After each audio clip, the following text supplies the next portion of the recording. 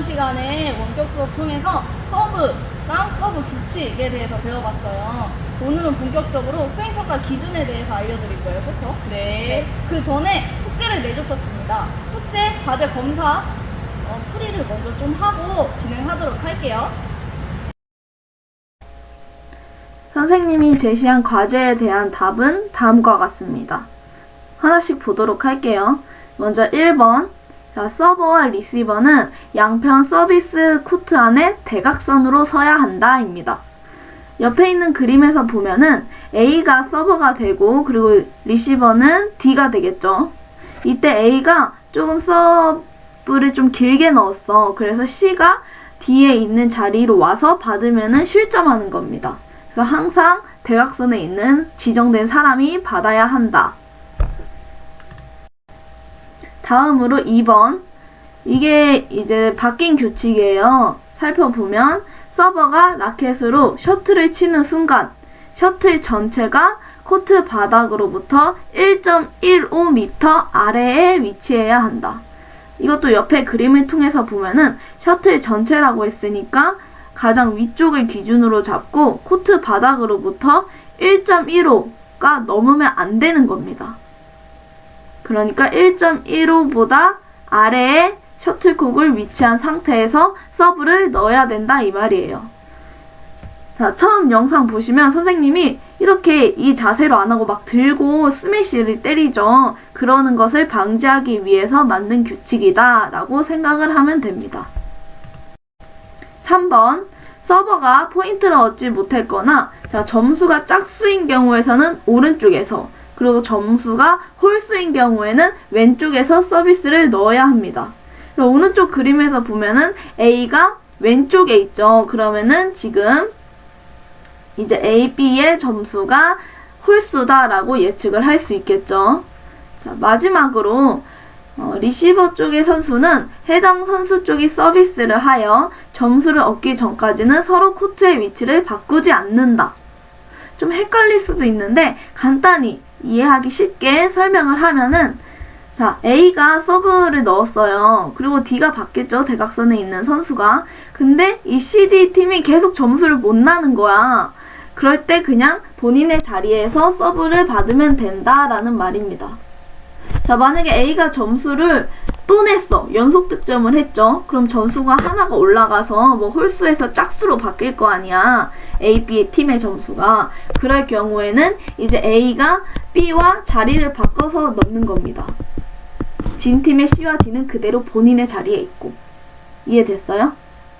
네, 자 그러면은 이제 수행평가의 기준에 대해서 설명해 줄 건데 그 전에 우리가 등교 수업 때 배웠던 롱서브와 숏서브에 대해서 영상을 통해서 복습하는 시간을 갖고 수행평가 기준을 설명해 드리도록 할게요. 서브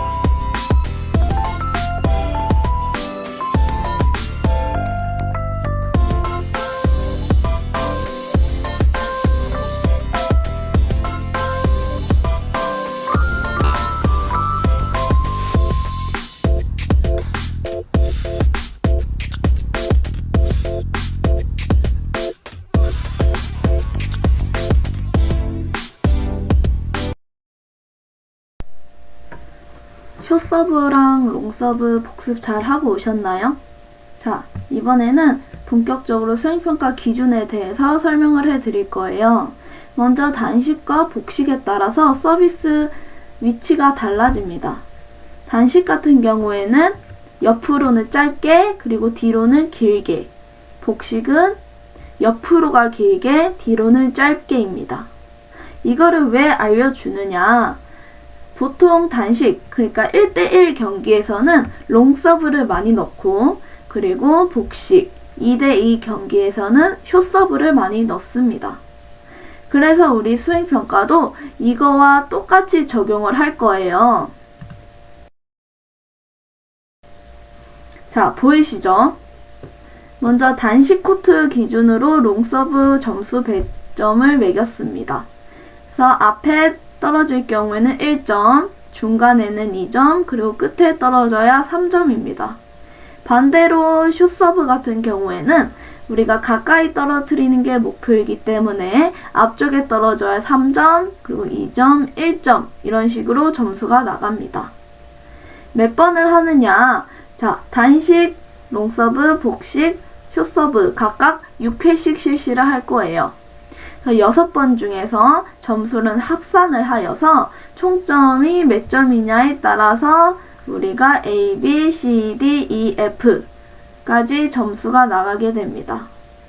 자, 그러면은 실제로 어떻게 진행이 되는지 선생님이 영상을 통해서 보도록 할게요.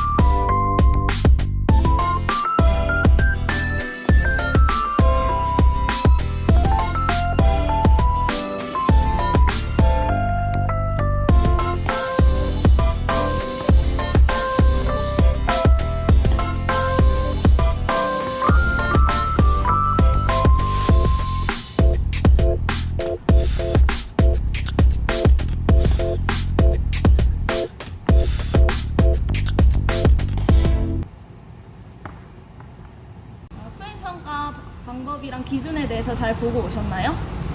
사실 선생님들은 조금 더 다양한 점수를 보여주기 위해서 빨리빨리 진행을 한 건데 여러분들은 최대한 천천히 자신이 준비되어 있을 때 하나씩 넣으시면 됩니다. 자, 저번 시간에 우리가 서브 규칙에 대해서 3가지 정도 배웠어요. 기억나나요? 네.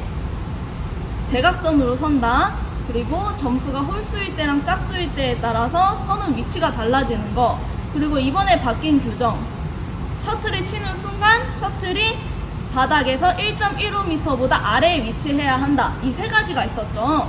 오늘은 그거 더해서 3가지를 새로 더 배워볼 거예요. 그래서 그 서브 규칙 3가지랑 또 실제로 서브를 실제 경기에서 어떻게 활용을 할 수 있을지 배워보고 끝내도록 하겠습니다.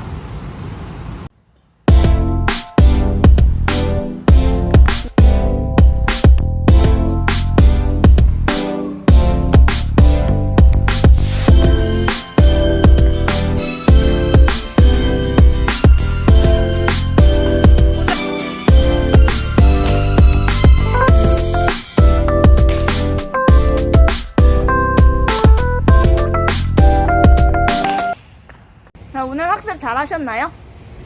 그럼 오늘 가장 중요한 게 뭐였죠? 오늘 서비스 영역에 대해서 배웠어요. 복식 경기랑 단식 경기, 서비스 영역에 대해서 배웠고 네. 수행평가, 평가 기준에 대해서 알아보았습니다. 그쵸. 그래서 다음 시간에는 우리가 배드민턴 좀 더 전반적인 경기 규칙, 그리고 역사, 마지막으로 가장 중요한 경기 예절에 대해서 배워보도록 하겠습니다.